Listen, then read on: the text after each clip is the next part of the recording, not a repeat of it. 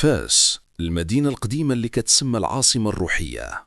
الأزقة ديالها بحال متاهة ضيقة مرصوفة بالحجار، والحيطان مطلية باللون الطيني. من الفوق كيطلعوا المآذن ديال الجامع الكبير، والأذان كيتردد وسط السوق بحال لحن قديم. الناس كيتلاقاو في الزناقي، تجار، طلاب علم، صنايعية، سياح، وكل واحد حامل همه. وسط هذا الزحام كان حمزة، شاب عنده 24 عام، كبر يتيم، رباته جدته اللي عندها محل صغير ديال الطرز التقليدي. حمزة كان كيحلم يكمل قرايته في الجامعة ويولي مهندس، ولكن الظروف خلاته يوقف بعد البكالوريا ويخدم باش يعاون جدته. حمزة كي يخدم مع جدته في الدكان ديال الطرز وسط سوق القيصرية. المكان عامر بالألوان، أقمشة حريرية، جلابيب مطرزة، صناع كي يطرقوا على النحاس. الأصوات كالتحم من منادات التجار، خطوات الناس، ريحة العود والبهارات. نهار جاء عنده صديق طفولة سميته كريم، قال لي: حمزة، واش غادي تبقى حابس هنا؟ راه فاس كتخبي فرص كبار، ولكن خاص الجرأة.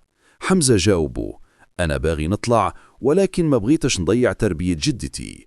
كريم دا يجره لعالم آخر، تجارة مربحة ولكن مشبوهة. قال لي: حمزة، غير مرة واحدة غادي تربح فلوس كبار وتعاون جدتك.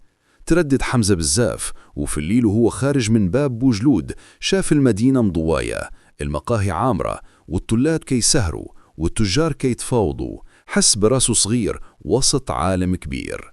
في النهاية وافق، ولكن بدايته غادي تكون غلطة كبيرة. كريم استعمل حمزة كرسول صغير ينقل رسائل وطرود بين تجار كبار. حمزة كان كيشوف غير الفلوس اللي كتدخل وما كيطرحش أسئلة. ولكن نهار وهو خارج من زقاق مظلم في حي الرصيف، سمع نقاش بين رجلين. الخيانة ما كتغرفرهاش هذا التجارة، إلى تفضح السر مصير الموت. حمزة تجمد، فهم إنه دخل في شي حاجة خطيرة بزاف.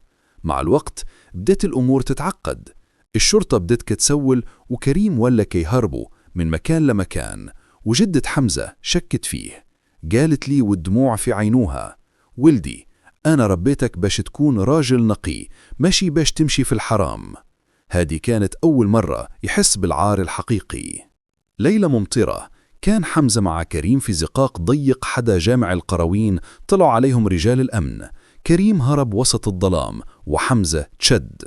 أيام طويلة في الحبس، حمزة عاش المرارة. في زنزانة باردة جلس مع رجال كبار، كل واحد كي يحكي قصته.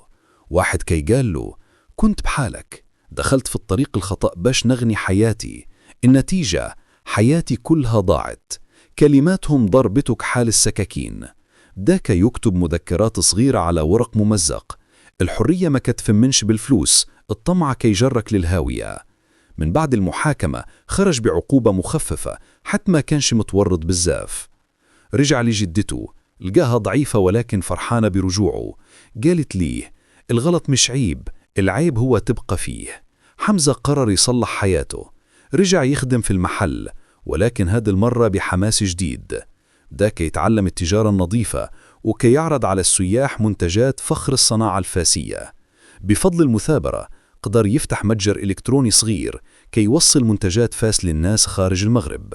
واحد الغروب وقف حمزة على سطح دار جدته كي يشوف أسطح فاس القديمة، المآذن والحمام القديم اللي كيطلع منه الدخان.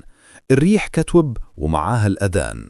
ابتسم وقال بينه وبين رأسه: المدينة علمتني بزاف، إن اللي باغي يطلع خاصه الصبر والنظافة. الطريق الساهل ما كيناش، والسر اللي كيتخبى في الجدران كيبان عاجلا أو آجلا.